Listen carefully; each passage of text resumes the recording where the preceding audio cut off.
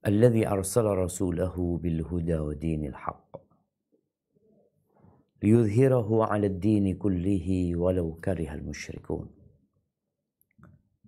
Segala puji bagi Allah Jalla Jalaluh yang telah mengutus Rasulnya dengan petunjuk dan agama yang benar, agar Allah memenangkan agamanya di atas seluruh agama, meskipun orang-orang musyrik membenci hal itu. Allahumma salli wa sallim ala abdika wa rasulika Sayyidina wa maulana Muhammadin wa ala alihi wa ashabihi ajma'in, amma ba'd. Di bulan Ramadan,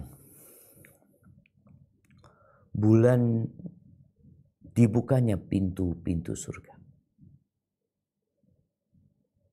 ditutupnya pintu-pintu neraka, dibelenggunya setan-setan, diserunya manusia untuk berbuat kebaikan. Terkadang sebagian kita memilih untuk memenuhi waktunya dengan tidur. Kita sudah membaca tentang adab tidur. Ya, tidur adalah salah satu nikmat dari Allah Azza wa Jalla. Tapi tidur di saat seharusnya manusia tidak tidur, maka akan jadi bala buat dia. Tidur di saat manusia berlomba-lomba dalam kebaikan. Tidur di saat manusia sedang berusaha dan berupaya untuk meraih karunia ilahi, maka boleh jadi tidur dia menjadi sebuah penderitaan untuk. Dan kita sampai ke bab terakhir dari kitab Adabun Naum tentang adab tidur ini, yang berkaitan dengan mimpi. Ya, bicara mimpi, mimpi itu ada 3. Mimpi yang dari Allah, mimpi yang dari setan, dan mimpi yang hanya bunga tidur belaka. Kita akan mengkaji tentang bagaimana sikap seorang muslim tatkala dia bermimpi. Ada mimpi seperti yang dilihat oleh Raja Mesir. Bagaimana dia bermimpi melihat 7 ekor sapi yang kurus mengkonsumsi, memangsa, menyantap 7 ekor sapi yang gemuk. Pemandangan yang begitu menakutkan. Bagaimana cerita 2 kawan Nabi Yusuf di dalam penjara. Yang satu bermimpi dia memeras anggur. Yang satu bermimpi melihat di kepalanya ada roti, kemudian dimakan oleh burung. Apa maknanya? Insya Allah kita semua tahu. Mimpi yang dari Allah memiliki makna. Dan mimpi yang dari setan hanya akan menebarkan kesedihan dan kecemasan. Adapun mimpi yang bunga tidur, ya hanya sekedar lewat dan berlalu. Baik, kita akan baca bab ini. Tafadhal.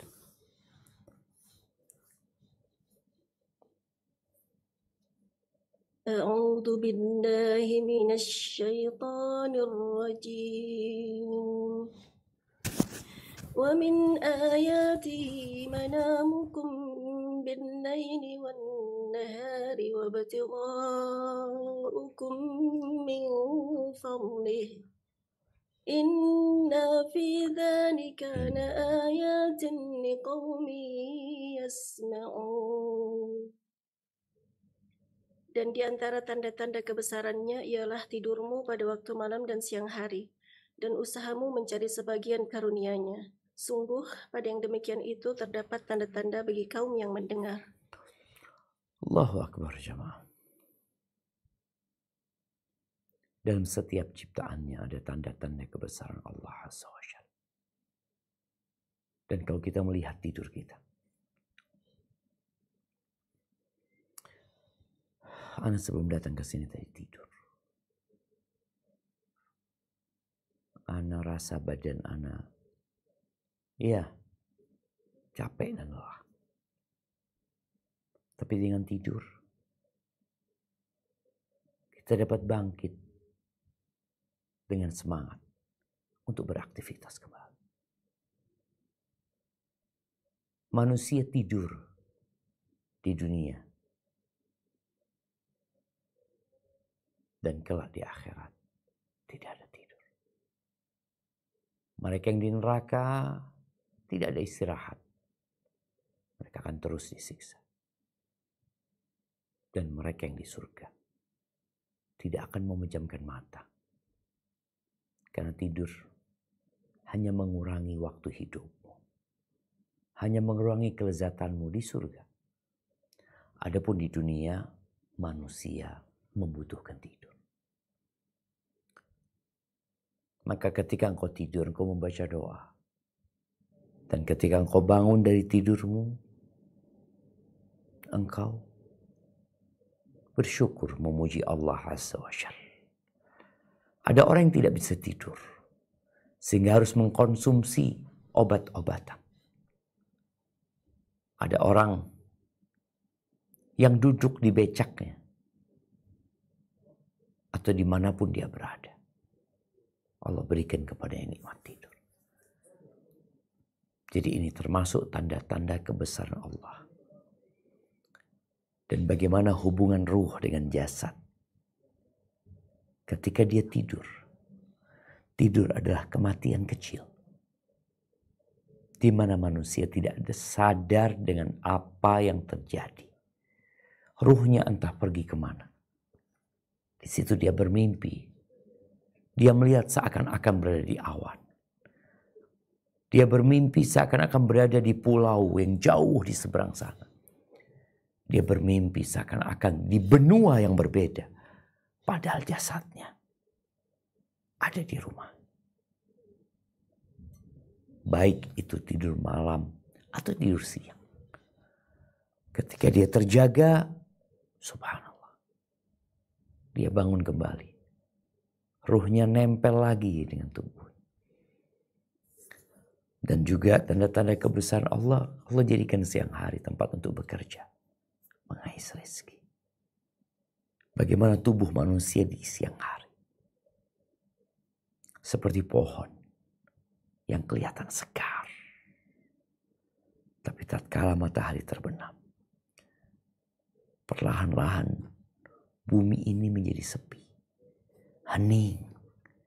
Tubuh manusia yang kuat, yang gagah, tahu-tahu menjadi lemah.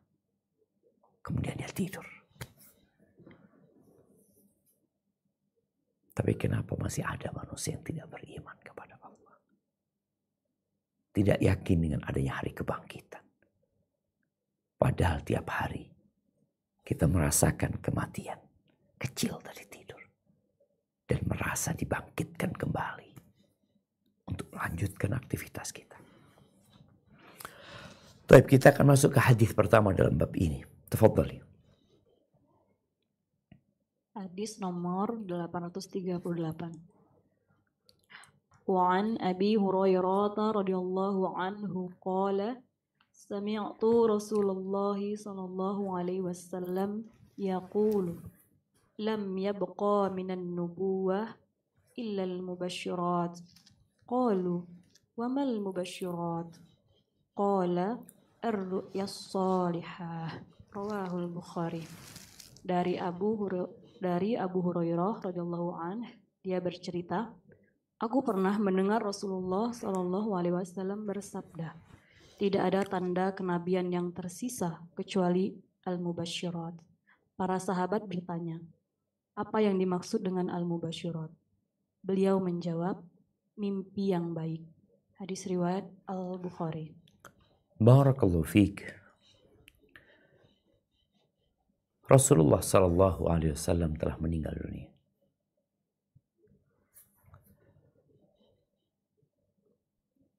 Dan sudah tidak tersisa lagi setelah meninggalnya Nabi alaihi salatu wassalam tanda-tanda kenabian itu. Dan tidak ada nabi setelah Nabi kita Muhammad alaihi salatu wassalam. Tapi ternyata ada satu yang tersisa, yaitu al-mubasyirat. Al-mubasyirat ini secara bahasa artinya yang memberikan kabar gembira, mubasyir. Tapi para sahabat tidak memahami makna dari al-mubasyirat yang dimaksud oleh Nabi alaihi salatu wassalam, karena dikaitkan dengan kenabian. Maka beliau menyebutkan ketika ditanya wamal mubasyirat, dan tugas seorang yang beriman. Tatkala tidak mengerti, jangan pura-pura mengerti. Tatkala tidak faham, jangan seakan-akan engkau memahami dan mengerti. Maka bertanyalah. Para sahabat bertanya kepada Nabi alaihi salatu wassalam, wama al-mubasyirat. Maka beliau memberikan penjelasan ar-ru'ya as-salihah. Mimpi yang baik. Di mana mimpi yang baik dari Allah Azza wa Jalla. Dan akan membuat seorang yang beriman itu bergembira. Ya, boleh jadi dari mimpi itu memang ada peristiwa yang mungkin tidak diinginkan. Tapi dengan adanya mimpi itu, manusia menjadi bersiap-siap untuk menghadapinya. Dan kita tahu Rasulullah SAW pernah bermimpi sebelum perang Uhud. Beliau bermimpi melihat sapi betina yang disembelih. Kemudian beliau melihat pedangnya ada cuil di atasnya. Kemudian pedang itu digerakkan dan kembali bagus lagi. Ketika beliau ditanya tentang takwil mimpinya, beliau bermimpi bahwa ada sahabat-sahabat yang akan meninggal dunia. Sapi. Salah satu simbol banyaknya kebaikan.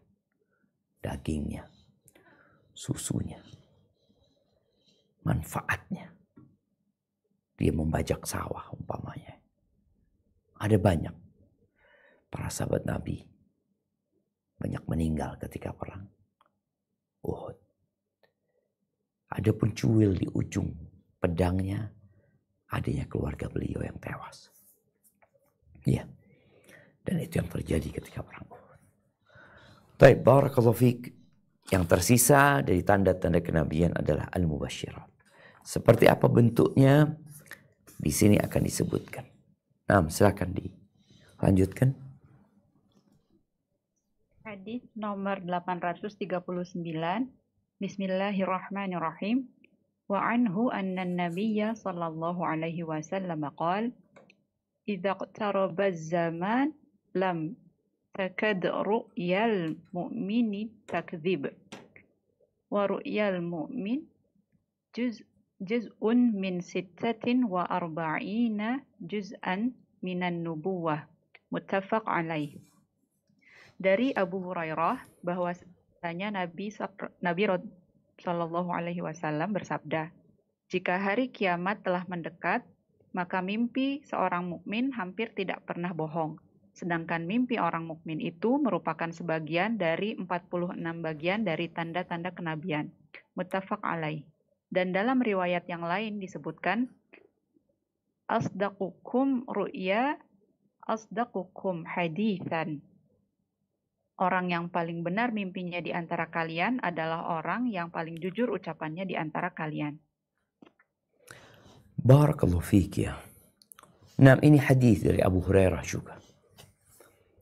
Bagaimana Nabi SAW memberikan kabar tentang masa yang akan datang. Beliau menyebutkan idza iqtarabaz zaman. Apabila zaman itu mendekat. Jadi iqtarabaz zaman di sini diterjemahkan jika hari kiamat telah mendekat. Sebagian ulama menyebutkan iqtarabaz zaman boleh jadi maknanya adalah dekatnya masa kematian seseorang. Ya, orang itu sudah mulai matang ya biasanya. Sudah mempersiapkan diri untuk menyambut kematian tersebut. Boleh jadi makna mendekatnya zaman ini di mana 1 bulan seperti sepekan. Sepekan seperti sehari. Dan ini tanda-tanda akan kiamat. Apa yang akan terjadi? Beliau menyebutkan mimpi seorang mukmin hampir tidak pernah bohong, hampir tidak pernah. Artinya yang dia lihat dalam mimpinya itu menjadi kenyataan. Ini orang yang beriman. Tapi tidak selalu ya, maksudnya hampir tidak pernah. Tidak sesuai apa yang dia lihat. Sekali lagi, mimpi ada 3. Mimpi yang dari Allah, mimpi yang dari syaitan, dan mimpi yang hanya bunga tidur. Lalu disebutkan bagaimana posisi mimpi ini yang tadi di hadis sebelumnya dikenal dengan penamaan al-mubasyirat. Ru'yal mu'min. Mimpi orang yang beriman. Kita tahu tingkatan keimanan seorang beda-beda. Yang di akhir hadis disebutkan orang yang paling benar mimpinya, yang paling jujur bicaranya. Ketika disebutkan mimpi itu 1 bagian dari 46 bagian dari tanda-tanda kenabian. 46 tanda kenabian. Rasulullah SAW menjadi nabi. Itu menjadi nabi dan rasul selama 23 tahun. 13 tahun di kota Mekah, 10 tahun di kota Madinah. Permulaan wahyu sebagaimana disebutkan dalam hadis riwayat Bukhari, hadis Aisyah radhiyallahu anha, itu dimulai dengan mimpi. Kalau kita lihat turunnya Iqra itu pada malam Lailatul Qadar. Turunnya Iqra di bulan Ramadan. Inna anzalnahu fi Lailatul Qadar.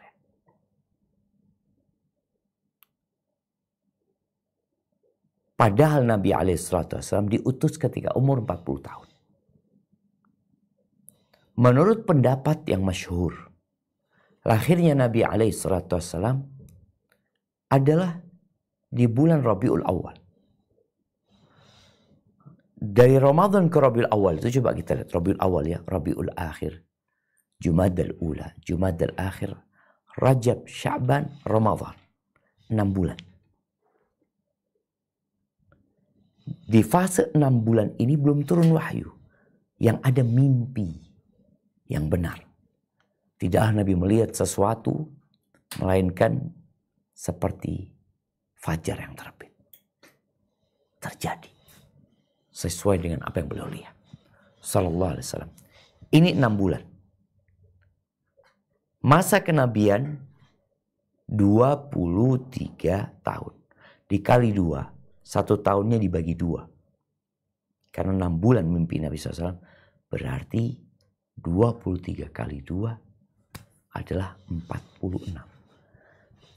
Dan mimpi yang benar itu satu bagian dari 46. Karena 6 bulan pertama beliau alaihissalatu wassalam dimimpikan oleh Allah Azza wa Jalla yang menjadi kenyataan. Barakallahu fiik. Dan kalau bicara orang yang jujur adalah orang yang dijaga oleh Allah Azza wa Jalla. Dan di akhir zaman, kejujuran itu semakin langka. Bahkan yang ada pendusta-pendusta yang dianggap jujur ketika berbicara. Dan orang-orang jujur yang dianggap berdusta.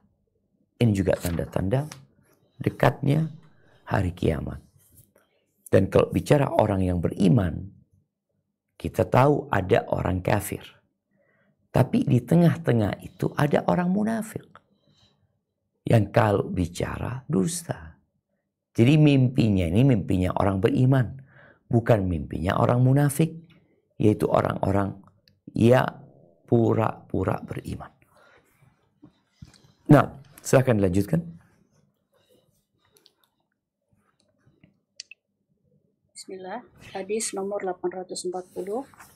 Wa anhu qala Rasulullah sallallahu alaihi wasallam, man ra'ani fil manani fasayarani fil yaqazani aw ka'annama ra'ani fil yaqzati la yatamasalu syaitanu bih. Muttafaq alaihi. Dari Abu Hurairah, dia berkata, Rasulullah Shallallahu Alaihi Wasallam bersabda, barang siapa melihatku di dalam mimpi, niscaya dia akan melihatku di dalam keadaan terjaga. Atau seakan-akan dia melihatku dalam keadaan terjaga, karena setan tidak bisa menyerupai diriku. Muttafaq alaihi. Masya Allah, barakallahu fiik. Ya, ini penjelasan Nabi SAW tentang orang yang bermimpi melihat Rasulullah SAW. Semoga Allah memberikan karunia ini, jemaah. Beliau menyebutkan, barang siapa yang melihatku dalam mimpi, dalam tidurnya, maka dia akan melihatku dalam terjaga, dalam kondisi terjaga.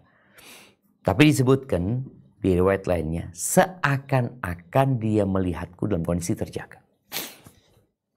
Kenapa? Karena setan nggak bisa menyerupai aku. Hadis ini digunakan oleh sebagian kelompok yang menjadikan mimpi sebagai sumber agama. Karena ada kelompok-kelompok dari kalangan sufi, tidak semuanya, yang mereka menjadikan mimpi bertemu dengan Nabi SAW sebagai sumber agama. Mereka mengambil amalan baru dari Nabi SAW. Mereka bertanya tentang syariat baru kepada Nabi SAW. Mereka bertanya tentang hadis ini sahih atau dhaif kepada Nabi SAW. Ketahuilah, syariat sudah sempurna.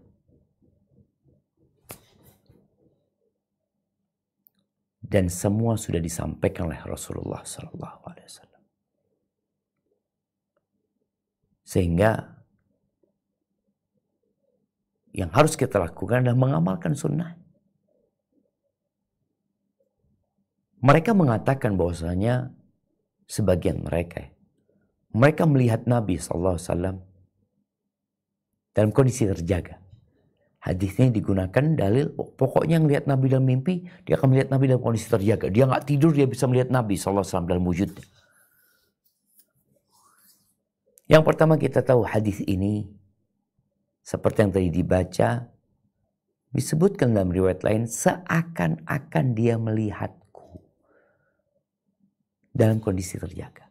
Nabi udah meninggal dunia alaihissalatu wassalam. Allah mengatakan, innaka mayyitun wa innahum mayyitun. Dan memang orang yang melihat Nabi dalam sifat-sifat Rasulullah SAW, itu Nabi yang dia lihat. Karena setan gak bisa menyerupai Nabi SAW. Setan mungkin menyerupai orang tua kita, menyerupai guru kita, mimpi bertemu dengan gurunya, boleh jadi itu setan. Tapi mimpi melihat Nabi SAW dalam sifat-sifatnya, maka itu Nabi SAW. Bagaimana orang mengatakan aku melihat Nabi SAW? Ketika dia tanya, engkau tahu wajah Nabi seperti apa? Oh iya, aku melihat Nabi SAW ya. Wujudnya besar, tinggi. Jenggotnya putih semua. Bukan Nabi yang dia lihat. Nabi jenggotnya gak putih semua. Ada beberapa uban, iya. Tapi tidak semuanya. Bagaimana alisnya Nabi? Bagaimana matanya Rasulullah SAW? Bagaimana bibir Nabi SAW? Bagaimana rambut Nabi, dada Nabi. Jadi mereka yang melihat dalam mimpinya seorang hamba dengan sifat-sifat yang disebutkan dalam sifat Nabi SAW, maka itu Rasulullah SAW. Tapi kalau sampai membawa syariat baru, berarti yang ngaku bermimpi itu bohong. Dia berbohong. Karena Nabi SAW tidak lagi menyampaikan syariatnya dalam mimpi. Udah selesai. Jadi ini makna dia melihat Nabi dalam kondisi terjaga, seakan-akan melihat Nabi dalam kondisi terjaga. Yang kedua disebutkan oleh para ulama, bahwasanya orang yang hidup semasa dengan Nabi SAW, kalau dia mimpi, dia kan gak pernah lihat Nabi SAW. Seperti sahabat yang dari Yaman, yang dia beriman di sana, tapi dia gak pernah lihat Rasul SAW. Tahu-tahu dia mimpi bertemu Nabi SAW. Insya Allah dalam hidupnya dia akan berjumpa dengan Nabi SAW. Karena Nabi masih hidup pada waktu itu. Nah, kemudian yang ketiga disebutkan, bahwasanya orang yang melihat Nabi SAW dalam mimpinya, ya insya Allah itu benar. Dia akan melihat Nabi SAW pada hari kiamat, walaupun kita tahu pada hari kiamat insya Allah semua umatnya akan melihat Nabi SAW, walaupun ketika hidup tidak bermimpi melihat Rasulullah SAW dalam tidurnya.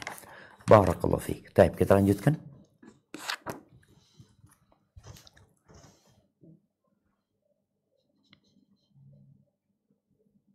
Bismillahirrahmanirrahim. Hadis nomor 841. Wa an Abi Sa'idil Khudri radhiyallahu anhu annahu sami'an nabiyya sallallahu alaihi wasallam yaqulu idza ra'a ahadukum ru'ya yuhibbuha fa innama hiya minallahi ta'ala falyahmadillaha 'alaiha wal yuhaddis biha wa fi riwayatin fala yuhaddis biha illa man yuhibbu wa idza ra'a ghayra dzalika mimma yaqrahu fa innama hiya minasyaiton falyasta'iz min syarriha wa la yazkurha li ahadin fa innaha la tadurruhu. Muttafaq alaih. Dari Abu Sa'id Al-Khudri radhiyallahu anhu bahwasannya dia pernah mendengar Rasulullah Shallallahu alaihi wasallam bersabda, jika salah seorang di antara kalian memimpikan suatu yang disukainya, maka yang demikian itu berasal dari Allah yang Maha Tinggi. Karenanya hendaklah dia menyampaikan pujian kepada Allah atasnya serta membicarakannya. Dan dalam sebuah riwayat disebutkan, maka janganlah membicarakannya kecuali kepada orang yang dicintainya.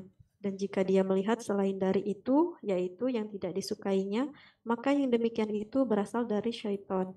Karenanya hendaklah dia berlindung dari kejahatannya, serta tidak menceritakannya kepada seorang pun. Niscaya mimpinya itu tidak akan membahayakannya. Muttafaq alaih. Barakallahu fiik. Iya. Di sini Nabi SAW menjelaskan tentang dua model mimpi. Bagaimana sikap hamba ketika itu terjadi pada dirinya. Yang pertama, melihat sesuatu yang dia cintai, yang dia sukai. Apa yang harus dia lakukan? Yang pertama, ada yang berkaitan dengan keyakinan. Dia harus meyakini bahwa itu dari Allah. Yang kedua, dengan amalan. Lisannya memuji Allah Azza wa Jalla. Terus yang ketiga, jangan bercerita. Kecuali kepada orang yang mencintainya. Illa man yuhib, yang dia cintai dan orang itu mencintai dia. Jadi dia harus pilih-pilih orang. Karena ada orang yang dia cintai tapi dia tidak cinta sama dia. Kita juga perlu tahu orang-orang di sekitar kita. Kadangkala ada orang-orang yang pura-pura mencintai kita. Dekat sama kita, dia pandai bermakar. Dia pandai berkamuflase. Seakan-akan dia bersama kita. Padahal dia musuh dalam selimut. Ketika Nabi Yusuf bermimpi, yang Allah ceritakan di surat Yusuf ya. Dia cerita sama ayahnya. Dia tahu ayahnya cinta sama dia. Dia mengatakan, ya abati, wahai ayahku, inni ra'aitu ahada asyara kawkaban wasyamsa wal qamar. Aku melihat 11 bintang. 11 bintang dan aku melihat asyams wal qamar. Matahari dan bulan. Ra'aituhum li sajidin. Aku melihat mereka sujud buat aku. Bayangin ya. Gimana bintang-bintang, mentari dan rembulan sujud buat aku. Bukan manusia yang dilihat. Apa kata ayahnya? Ayahnya tahu dengan takwil mimpinya. Dan ayahnya tahu itu mimpi kebaikan. Masih kecil Nabi Yusuf. Kata ayahnya, la taqsus ru'yaka ala ikhwatik. Engkau jangan ceritakan mimpimu kepada saudara-saudara. Saudara-saudara. Bayangin ya, kita ini disuruh mencintai saudara kita. Tapi kita juga tahu saudara-saudara kita ini cinta nggak sama kita. Sang ayah tahu dengan kondisi saudara-saudara Nabi Yusuf, maka berpesan jangan kau ceritakan. Kenapa? Fayakidu laka kaida. Mereka akan melakukan tipu daya untuk membinasakan. Inna syaitana lil insani aduwwun mubin. Sesungguhnya syaitan itu musuh yang nyata buat manusia. Mimpinya indah, apa hubungannya syaitan sama mimpi indah ini? Kita tahu syaitan ini berusaha untuk merusak hubungan di antara orang-orang yang saling mencintai. Gara-gara saudaranya dapat karunia, dapat nikmat, kadang-kala saudara yang lain gak suka. Maka mimpi indah ini, engkau bersyukur kepada Allah, jangan cerita kecuali kepada orang yang mencintai dia, yang dia cintai orang tersebut. Baik, selesai nih, sikap ketika mimpi baik. Tapi kalau mimpinya buruk, maka itu dari syaitan. Apa yang harus dia lakukan? Dia tahu ini dari syaitan. Jadi jangan jadi pikiran yang membuatmu hidup menderita. Syaitan hanya ingin membuatmu takut, cemas, dan hidup dalam penderitaan pikiran. Falyasta'id min syarriha. Hendaklah dia berlindung dari syaitan. Udah tahu dari syaitan, maka dia berlindung dari syaitan. Ini di hadis selanjutnya ya. Nanti kita akan baca. Dan berlindung dari keburukan mimpinya. Dia mengatakan a'udzubillahi minasyaitonir rajim. Dan dianjurkan untuk seakan-akan dia meludah nafasnya. ya seperti menghembuskan udara plus ada air ludahnya sedikit 3 kali ke arah kirinya. A'udzubillahi minasyaitonirrajim. A'udzubillahi minasyaitonirrajim. A'udzubillah. Dia berlindung dari setan dan dia 3 kali ke arah kiri dia. Jadi ada 3 sikap yang dia lakukan kalau mimpi buruk itu. Meyakini itu dari setan, kemudian berlindung dari setan, dan berlindung dari keburukan mimpinya. Ya Allah, aku berlindung kepadamu dari setan yang terkutuk. Aku berlindung kepadamu dari keburukan mimpiku ini. Dan kemudian dia tadi seakan-akan dia meludah ke arah kirinya 3 kali. Dan yang kelima, tidak bercerita kepada siapapun. Fa innaha la tadurru. Itu tidak akan membahayakan dia. Setan ingin membuatmu cemas. Engkau takut. Kemudian engkau cari siapa yang dapat menakwilkan mimpimu. Atau engkau takwilkan mimpimu semaumu. Padahal yang harus dilakukan adalah meyakini ini dari setan. Nggak perlu sibuk dengan mimpinya. Apalagi menakwilkan mimpinya. Sudah, tidak akan membahayakan dia. Artinya yang terjadi tidak akan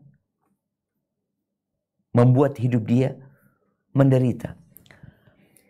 Syekh bin Utsaimin rahimahullah ta'ala dalam syarah hadis ini menyebutkan kisah seorang sahabat yang melaporkan mimpinya kepada Nabi SAW. Dia mengatakan, aku bermimpi kepalaku lepas. Kemudian aku mengejar kepalaku lepas dan dia lari. Kemudian aku berlari mengejar kepalaku itu. Apa kata Nabi SAW? Enggak, itu dari setan, enggak ada takwilnya gitu. Enggak perlu jadi pikiran buat dia.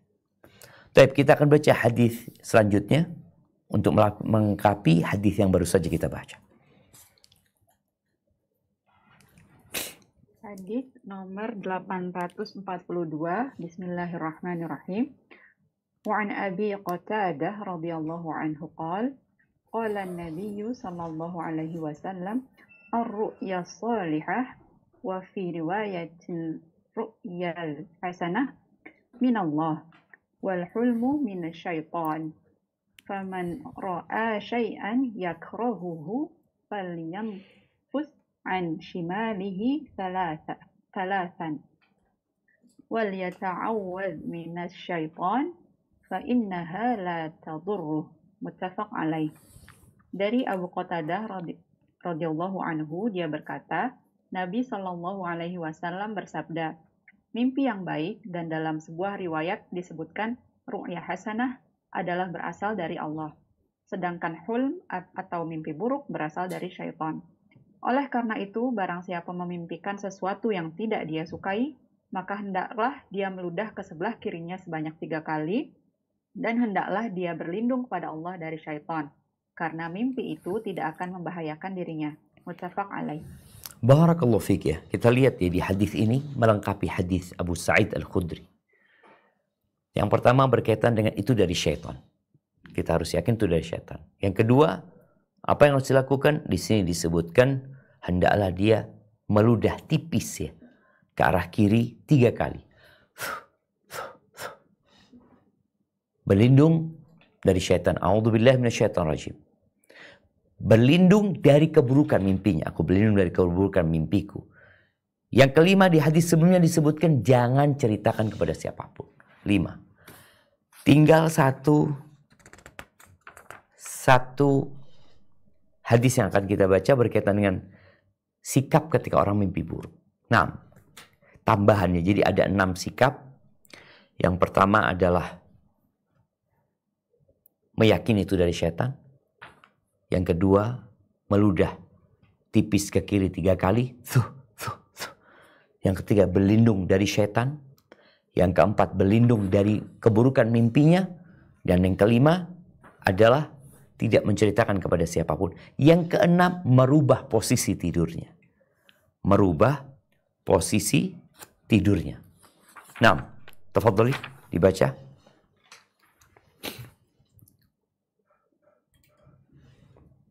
Hadis nomor 843. Bismillahirrahmanirrahim. Wa an Jabirin radhiyallahu anhu an Rasulillahi sallallahu alaihi wasallam qala idza ra'a ahadukum ru'ya yakrahuha falyabsuq an yasarihi salasa wal yasta'iz billahi minasyaitani salasa wal yatahawwal an jambihi alladhi kana alaihi rawahul Muslim. Dari Jabir radhiyallahu anhu dari Rasulullah Shallallahu alaihi wasallam beliau bersabda, jika salah seorang di antara kalian memimpikan sesuatu yang tidak dia sukai, maka hendaklah dia meludah ke sebelah kirinya sebanyak 3 kali, dan hendaklah dia memohon perlindungan kepada Allah dari syaitan sebanyak 3 kali, dan hendaklah dia berbalik dari sisinya semula. Hadis riwayat Muslim. Nah, kita lihat di sini ada penjelasan tambahan bahwa berlindung dari syaitan sebanyak 3 kali. Baca a'udzubillahi minasyaitonir rajim, a'udzubillahi minasyaitonir rajim, a'udzubillahi minasyaitonir rajim. Kemudian berlindung dari keburukan mimpinya. Lalu ada tambahan penjelasan di sini merubah posisi. Kalau awalnya miring ke kanan, berubah posisinya jadi telentang, atau jadi miring ke kiri, atau posisi dia dirubah, bantalnya dirubah kek, atau gimana, merubah posisi, tidur. Kalau ternyata mimpi lagi, udah berubah posisi, mimpi lagi yang buruk itu jamaah. Udah bangun, a'udzubillahi minasyaitonirrajim, a'udzubillahi minasyaitonirrajim, a'udzubillahi minasyaitonirrajim. Kita sudah meludah 3 kali. Kemudian a'udzubillahi minasyarri ma ra'ait, berlindung dari keburukan yang dilihat ya. Mimpi lagi jemaah, sama mimpi. Syekh Ibnu Utsaimin rahimahullahu taala mengatakan kalau kembali lagi mimpi buruk itu, maka sudah bangun kok, jangan tidur. Udah bangun. Ngapain? Ya udah sholat malam. Ambil wudhu, sholat malam. Jadi sebagai bentuk meminta perlindungan kepada Allah yang lebih. Karena kalau tetap tidur, setannya masih godain. Karena ada orang yang ketika dia mengatakan a'udzubillahi minasyaitonirrajim, ya tidak menghayati permohonan dia. Maka hendaklah dia bangkit untuk melakukan sholat malam sudah. Ambil wudhu, sholat malam, dan insya Allah dengan itu dia nggak perlu cerita dengan siapa-siapa lagi. Jangan mengatakan, wah aku mimpi tadi malam 3 kali mimpinya, padahal aku sudah baca doa tuh. Jangan ceritakan kepada siapapun. Barakallahu fiik. Baik, kita ke hadis yang terakhir. Tafadhali dalam bab ini. Bismillahirrahmanirrahim. Wa an Abil Asqa'i wa Thilata banil Asqa'i radhiyallahu anhu qala Rasulullah sallallahu alaihi wasallam inna min a'tamil fira ayyadda'i ar-rajulu ila khairi 'abihi aw yuriya ainahu ma lam tara aw yaqulu ala Rasulillahi sallallahu alaihi wasallam ma lam yaqul. Rawahul Bukhari. Dari Abu Al-Asqa Wasilah bin Al-Asqa radhiyallahu anhu, ia berkata, Rasulullah sallallahu alaihi wasallam bersabda, sesungguhnya sebesar-besar dusta adalah jika seseorang mengaku keturunan selain ayahnya, atau berdusta dalam mimpi yang sebenarnya tidak dilihatnya, atau mengatakan atas nama Rasulullah Shallallahu Alaihi Wasallam sesuatu yang sebenarnya tidak pernah beliau katakan. Hadis riwayat Al-Bukhari. Barakallahu fiik. Kita lihat ya, orang berdusta dalam dunia perdagangan karena dia ingin barangnya laku, banyak. Orang berdusta kepada kawan-kawannya untuk membuat mereka tertawa. Ya, itu dusta. Tapi ternyata ada dusta yang paling dusta. Di sini disebutkan 3 hal. Yang pertama adalah menasabkan dirinya kepada selain bapaknya.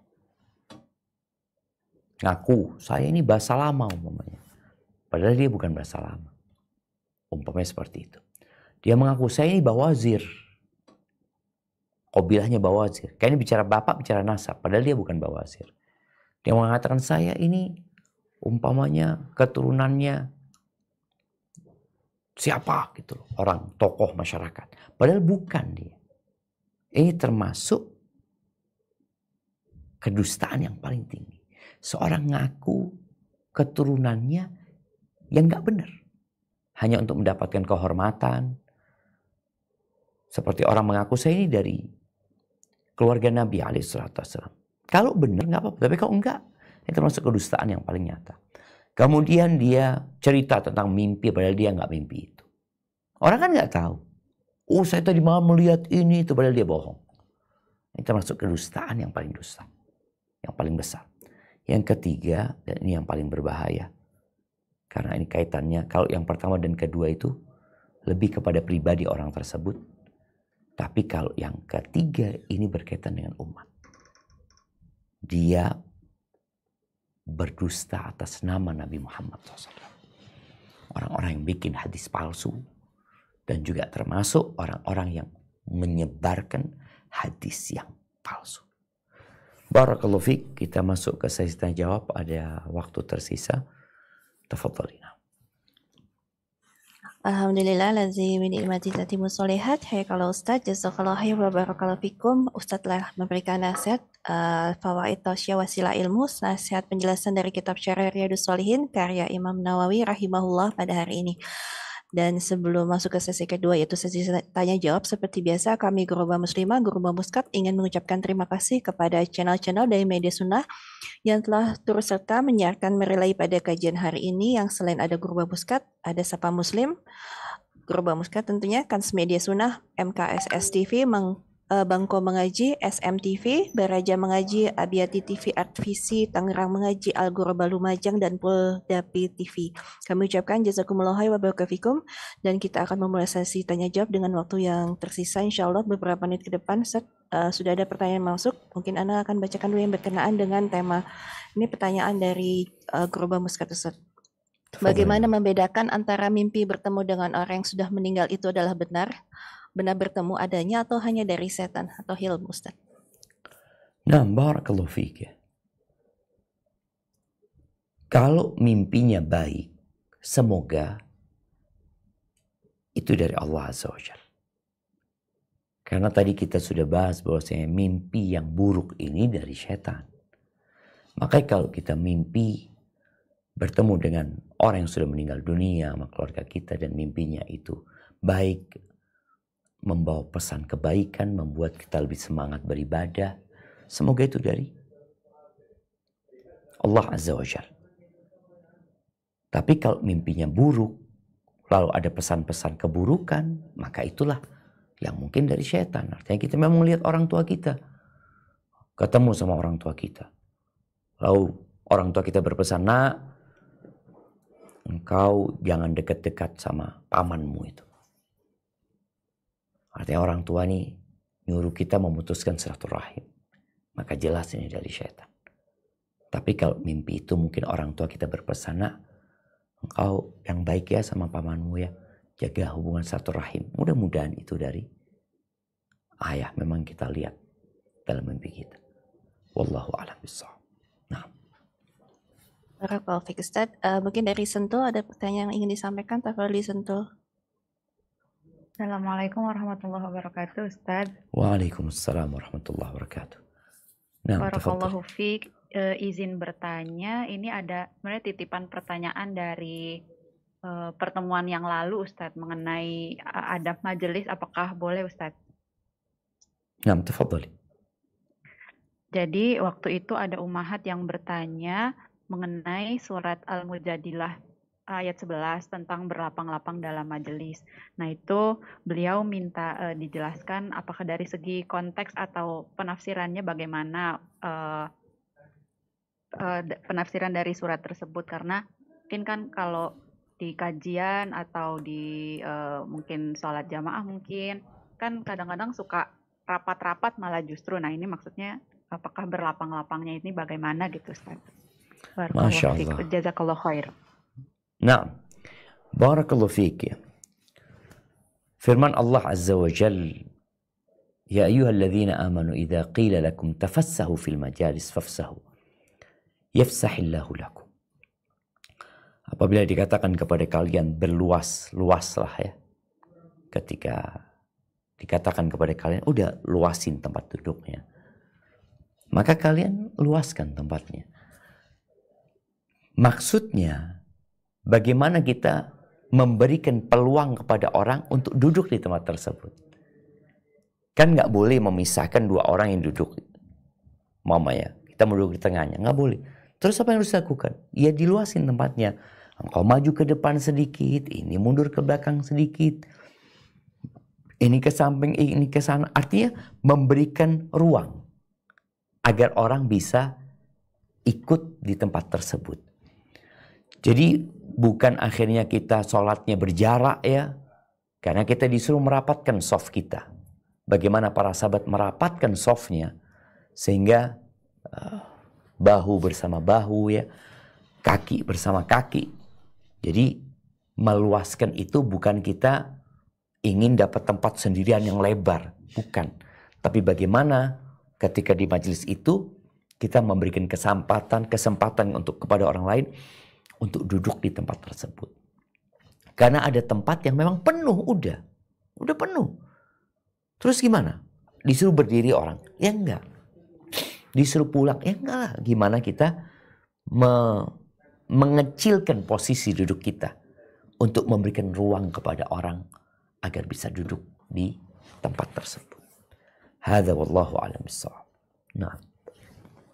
Rofik Ustadz, mungkin sebelum masuk ke pertanyaan ketiga, untuk yang sudah resen, mohon bisa mendrop terlebih dahulu pertanyaan kepada kami melalui kolom chat kepada host atau coach yang bertugas sebelum nanti bisa ditanyakan langsung kepada Ustaz Zuna. Tafadhali mungkin Ukti Evi bisa menanyakan langsung pertanyaan kepada Ustadz. Ukti Evi dari Oman. Jazakillah khair Ukti Tias. Assalamualaikum warahmatullahi wabarakatuh Ustadz. Ahsanallahu ilaikum. Waalaikumsalam warahmatullahi wabarakatuh. Nah, tafadhali. Ini titipan pertanyaan di luar tema Ustadz. Apakah kondisi ibu mertua yang tidak memiliki rumah dan untuk kebutuhan hidupnya menerima pemberian dari anak-anaknya bisa dikatakan fakir atau miskin? Dan bolehkah memberikan zakat mal kepada ibu mertua dengan kondisi tersebut? Mohon nasihat dan pencerahannya Ustadz. Assalamualaikum warahmatullahi wabarakatuh. Jazakallahu khairan. Barakallahu fiik. Masya Allah, barakallahu fiik. Iya, bicara orang tua. Ini ibu mertua buat penanya, tapi yang ditanyakan adalah berkaitan dengan anak-anaknya. Betul seperti itu.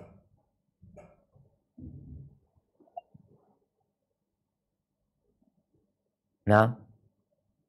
Devi?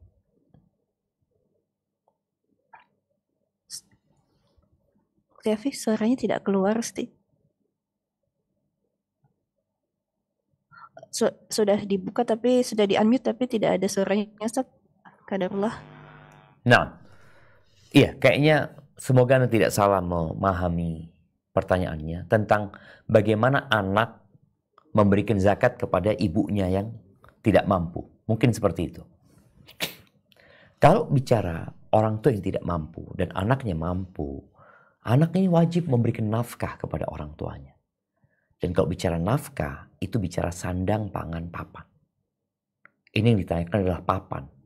Orang tuanya nggak punya tempat tinggal yang layak. Maka di sini hendaklah dikasih tempat tinggal yang layak.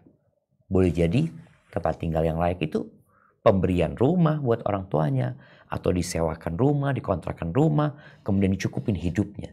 Jadi bukan dari zakat. Bukan dari zakat anaknya diberikan kepada orang tuanya. Zakat dari orang lain boleh buat orang tuanya. Zakat dari orang, tapi anak memberikan zakat kepada orang tua nggak boleh. Apalagi kondisinya anaknya mampu, orang tuanya tidak mampu. Yang ada adalah kewajiban memberikan nafkah.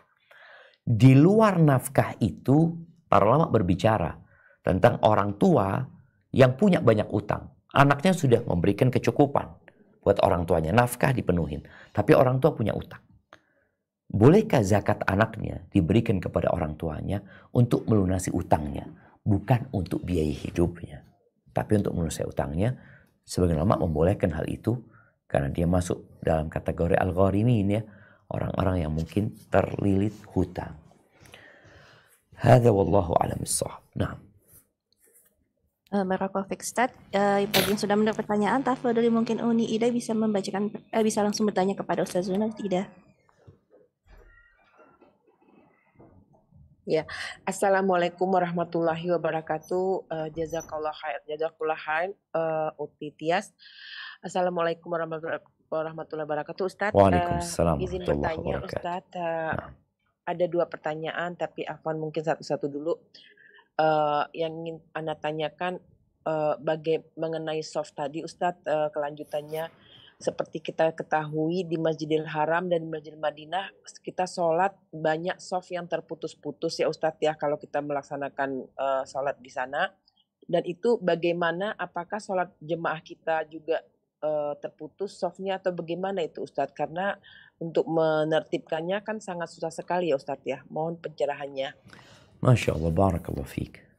Nah, ahibati fillah, tatkala kita berada di masjid, baik di Masjidil Haram, di masjid manapun, yang mungkin kita melihat softnya amburadul,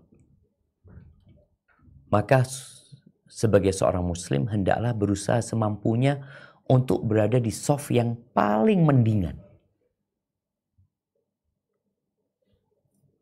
Artinya ketika kita melihat soft itu terputus, dan Nabi SAW menyebutkan kesempurnaan soft termasuk dari kesempurnaan sholat, maka kita hendaklah mencari soft yang paling sempurna. Momennya kita tahu ada soft isinya cuma 3 orang. Di depan alhamdulillah isinya lebih banyak dan lebih rapi. Ya udah, maju ke depan. Jadi kita berusaha semaksimal mungkin. Karena memang ya kondisinya orang kadangkala takut ketinggalan ruku, maka dia sholat di mana ada soft. Walaupun softnya cuma 3 orang, cuma 5 orang. Sedangkan di depannya mungkin ada jarak 10 meter. Soft itu lebih sempurna. Ya udah, engkau datanglah ke soft yang lebih sempurna. Jadi intinya dalam kondisi masjid yang soft-softnya berantakan, hendaklah kita berusaha mencari soft yang paling mending. Walaupun juga kadang-kadang tetap terputus Ustaz, ya sudah, tapi itu paling mending dibandingkan dengan yang lainnya. Hadza wallahu a'lam bissawab. Nah.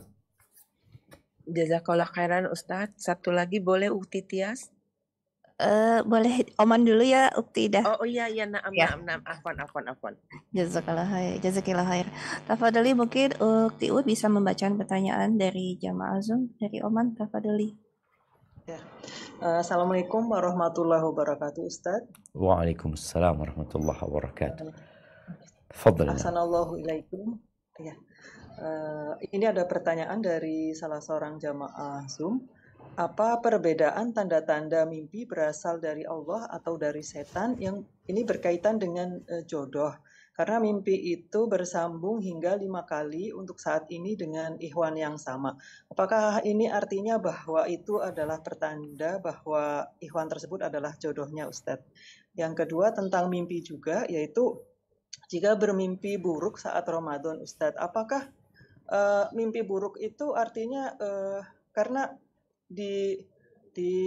telah dikatakan bahwa kalau Ramadan itu setan itu kan sudah dibelenggu Ustadz. Apakah mimpi buruk itu dari setan atau memang itu mimpi buruk yang akan menjadi kenyataan Ustadz? Jazakumullah khair, barakallahu fikum.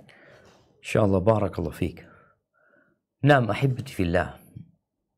Yang pertama, ketika seorang bermimpi,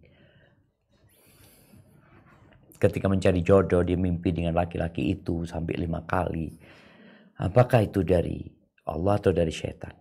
Wallahu a'lam bishawab. Boleh jadi kebawa aja dia. Jadi mimpi kan ada 3. Ada yang bunga tidur. Karena kita sudah kepingin sama dia, akhirnya kebawa mimpi terus. Dan kalau bicara mimpi yang bermakna, itu kadangkala mimpi itu seperti teka-teki. Mimpinya Nabi Yusuf, ngelihat apa? Bintang.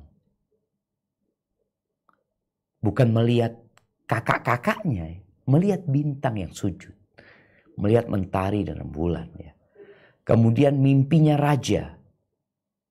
Dia mimpi apa? Mimpi musim paceklik? Enggak. Dia mimpi melihat sapi-sapi yang kurus makan sapi-sapi yang gemuk. Artinya sesuatu yang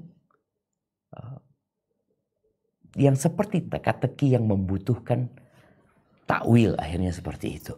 Jadi wallahu a'lam bishawab, kalau dikatakan apakah mimpi itu dari setan, ya tinggal dilihat yang dia mimpikan itu apa dalam mimpi ikhwan tersebut ya. Boleh jadi dia sudah cocok sama itu ikhwan, dia sudah kepikiran sama itu ikhwan. Kemana-mana dia memikirkan, akhirnya kebawa mimpi. Mau 10 kali tidur ya dia mimpi dia. Bukan cuma 5 kali, 10 kali bisa jadi mimpi dia. Nah, kemudian berkaitan dengan mimpi di bulan Ramadan, mimpi buruk. Apakah tetap dari setan? Tetap dari setan ya. Setan dibelenggu. Ulama menyebutkan ketika setan dibelenggu, ini menunjukkan dia tidak bisa bergerak bebas. Tapi dia tetap berusaha untuk menggoda. Tapi mungkin dari jauh ya. Dia menggoda, dia berbisik-bisik. Mungkin salah satunya lewat mimpi. Hadza wallahu a'lam bishawab. Nah. Barakallahu fiik Ustaz. Tafadhali Ukti Ras bisa mempertanyakan pertanyaannya. Baik, ya. Assalamualaikum Ustaz. Waalaikumsalam warahmatullahi wabarakatuh. Nah. Ini pertanyaan dari Ukti Cipi dari jamaah Zoom. Assalamualaikum Ustaz. Mau bertanya, apakah benar kalau kita bermimpi bertemu dengan orang tua yang sudah meninggal tapi tidak berkata apapun dalam mimpi tersebut?